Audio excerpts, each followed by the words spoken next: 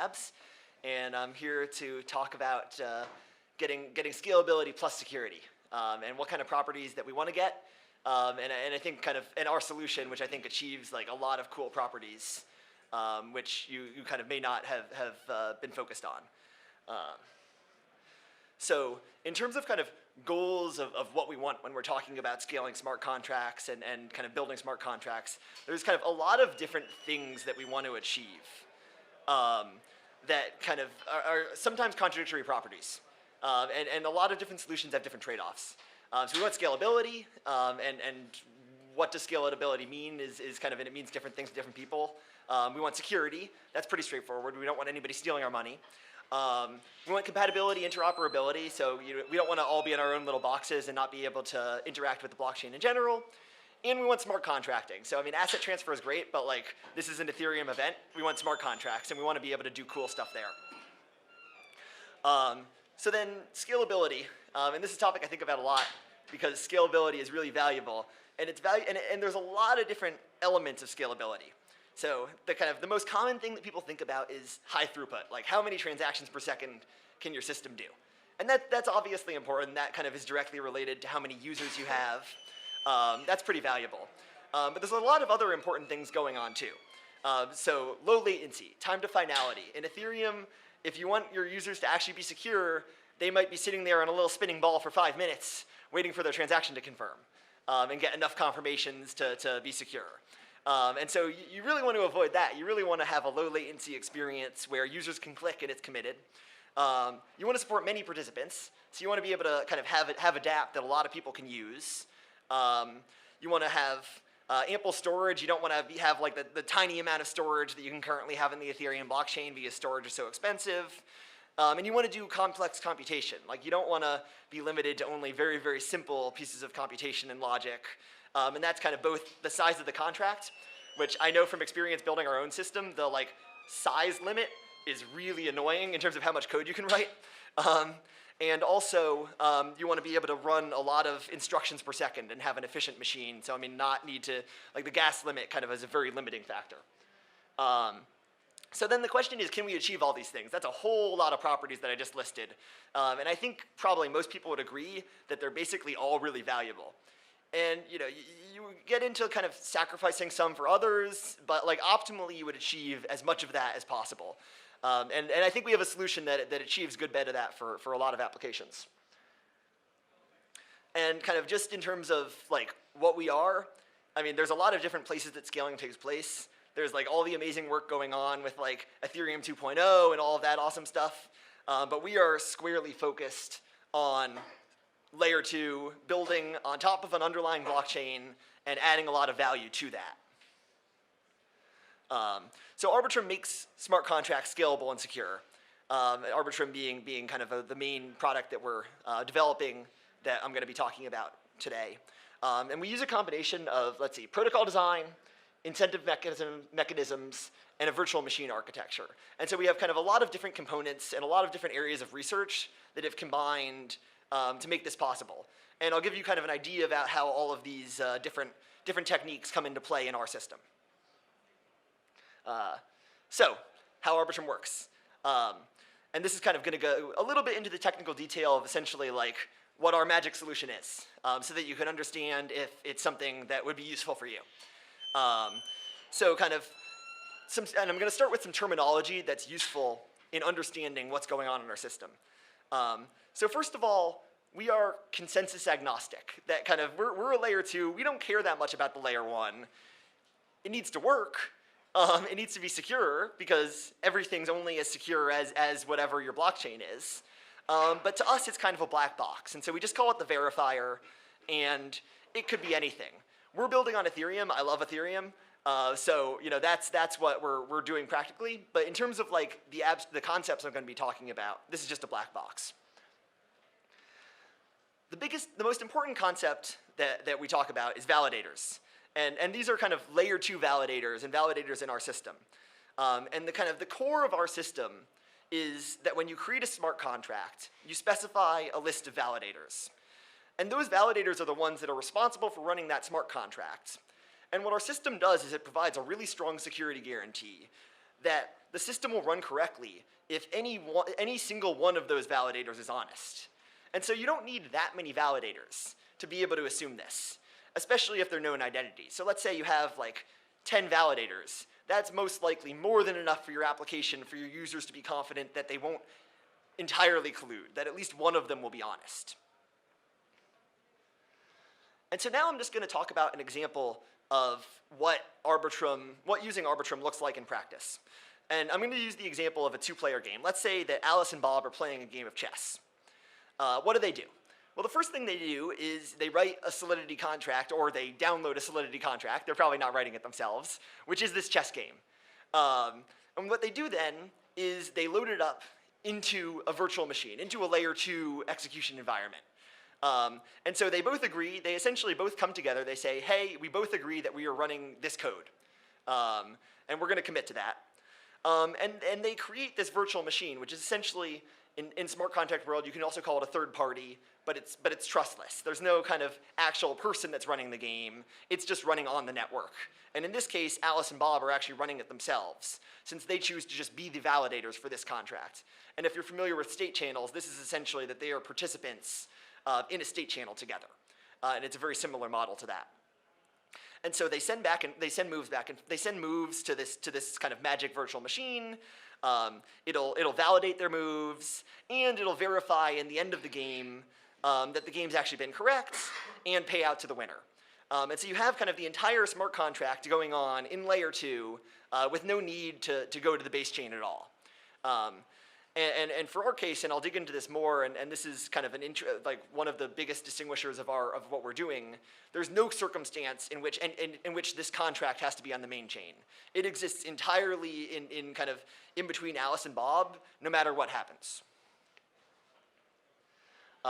So the thing to talk about now is we have contracts, or in this talk I normally use the term VM because I like it better, and they have a set of validators. So then the question is, what are these validators doing? What's the magic protocol that they're running in order to achieve the antitrust property and achieve the things I'm talking about? So validators, first of all, are incentivized to agree unanimously about what a VM will do, because that's the easiest path forward. Because most of the time, we're just going to have the validators agreeing. They're not going to be in a fight. Nothing's going to go wrong. They're just going to agree. And one thing you want is that fast path to be really fast, because most of the time, that's what's going to happen. And so what they do in this case is essentially, we have a virtual machine, and we say, well, currently the virtual machine is in this state. So this is kind of the state of the channel between them. And then if you execute the machine sum, it'll be in this after state, and there are going to be some action. So our machine is going to send some money to someone on chain. It's going to do something. It's going to take some externally visible actions. Alice and Bob both sign this, and done, confirmed, and with immediate finality, with no need to wait. And so you can get the feedback instantly that these actions are going to occur, which means that your UI can update immediately, and you don't need to worry about security or a reorg or any of that stuff. But what if they won't come to an agreement? What if Alice and Bob something's gone wrong between them? They're pissed at each other. Alice is trying to make Bob's life hard, or the other way around. What can we do then if we can't get them both to sign the same thing and use this easy method? And so for that, we have this thing called disputable assertion, which looks a lot like a unanimous assertion. It's basically the same thing, except only Bob signs it. And so we haven't been able to actually get everybody involved to sign off, but we have a way forward. And so what Bob does is he broadcasts this assertion to the network. And at that point, a clock starts ticking. There's our clock. And Alice can respond during that time if she wants to, and she can say, hey, Bob's lying. That's wrong. If she doesn't respond within that time period, once again, it's going to be confirmed. And so Bob can unilaterally move the state forward without having to without having to put the contract on chain, without having to do any sort of major on-chain operations except for a small transaction. And so in this, essentially what happens here is when you make this disputable assertion, you deposit some funds. And if there's a challenge, then one or the other person will have their funds slashed. And so you're not going to have challenges unless people are willing to shell out a lot of money for no reason. And so the economic incentives here make it so that this should really not have to happen, because people will be honest, because they know that there's a guarantee that they'll get punished if they're not. So how do we handle these challenges? So let's say there's a challenge, and we had n steps of execution, and we're trying to figure out, was this true, was this a lie, without putting the whole contract on chain. And unfortunately, given time constraints, I can't go into all the details of how this works. But essentially what they do is they shrink the challenge down. So there's currently a dispute over n steps, and we narrow it down. So then we get a dispute over n over 2 steps, and then n over 4 steps, and we shrink it down until we get a dispute over 1 step. And that's kind of the smallest unit we can get to. So we're disagreeing about like a really small thing, and we want to settle that. And so the question then is, can we make that really cheap to resolve? Like, do we have to can we prove 1 step without revealing a massive amount of data? And so we have the Arbitrum virtual machine architecture, which is optimized for this purpose, so that all 1-step proofs can be emulated in small constant time, can be sent to the network in small constant size. Essentially, everything's really cheap. And so we can have guarantees that no matter what, these conflicts will be cheap to resolve. There are 4 kind of major principles and ways that we did this, and kind of we always felt a little crazy going into this, inventing our own VM architecture, but it's really cool because it gives you like really strong guarantees about the gas cost of these disputes, which in turn makes the incentives of the system really easy to reason about.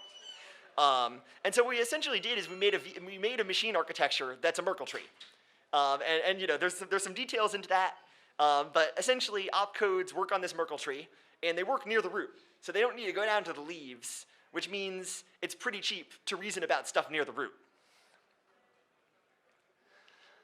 And so we're in a conventional architecture. You have kind of flat memory and code, and you probably need to do Merkle proofs into those in order to like track what operation and what cell you're reading. In the Arbitrum architecture, through a little bit of magic, and I think I should have time to explain that a little bit. We kind of get rid of all these various logarithmic things that you'd otherwise have to put on the blockchain. And so essentially we do kind of this kind of magic transformation. So instead of having memory in the classic sense, we instead have these fixed size blocks called tuples. And this will just be kind of a cell that contains a few values.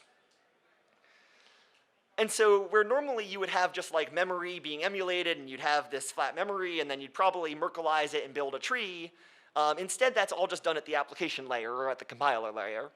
And so instead of having a read instruction, you instead have a read library call that uses all of these sub-operations and makes it efficient. And so instead of having a memory read, for instance, be kind of log n in needing to trace through this tree, you instead just have kind of log n little micro operations that each cost very little independently. And so this 1 step is very cheap. The other cool thing we get with this technology is we get privacy. And specifically, the state of the VM is only revealed to that VM's validators. And since, unlike kind of normal state channels, it under no circumstances ever have to go to the blockchain, you can guarantee that only these validators will ever need to know the state of that contract.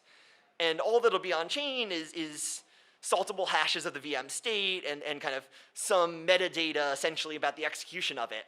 But we have this strong guarantee that you don't need to put any kind of serious data on chain. You can reveal it if you want to. If you want to make it public, you can, but you don't have to, compared to the regular blockchain where kind of it's part of the architecture that you have to make everything public, and you can use cryptography to fix that a little bit, but it's kind of fundamental. So our company's in the middle of developing Arbitrum. It started out as a research paper. Now we're a company, now we're building it. We should have our initial alpha release out within the next few weeks. There's a lot of various components of this system. There's kind of all of the virtual machine related stuff, so assembler, runtime. There's kind of the honest validator code base that will essentially run this whole protocol in the background so that as a developer, as a user, you don't need to think about any of this. You want to be confident it works, so it shouldn't be a total black box, but you don't actually need to deal with this in practice.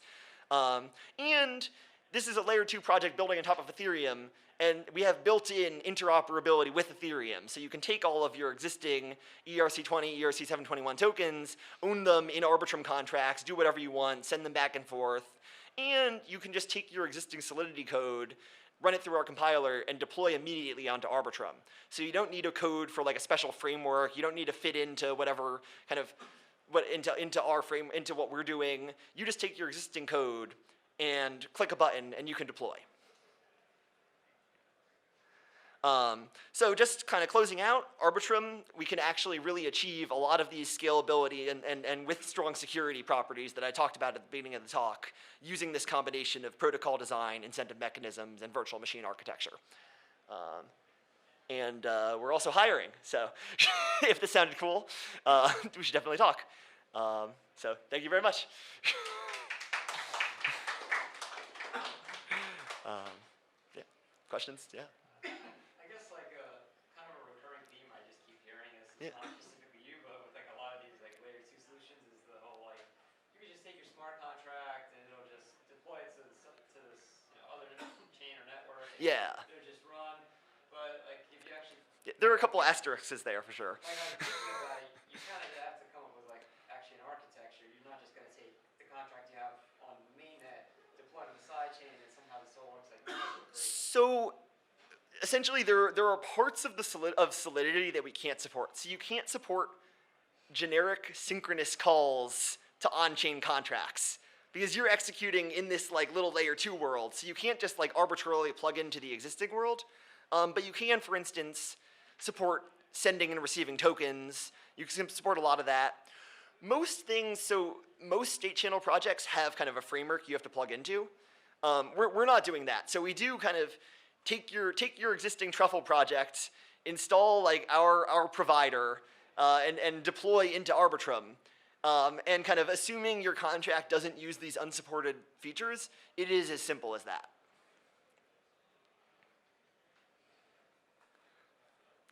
Any other questions, or feel free to call me out and follow. Because it's one of those things you really have to like try out. Yeah. No, absolutely, yeah. See, anybody else? Or cool. Awesome. All right, well, thank you guys for listening.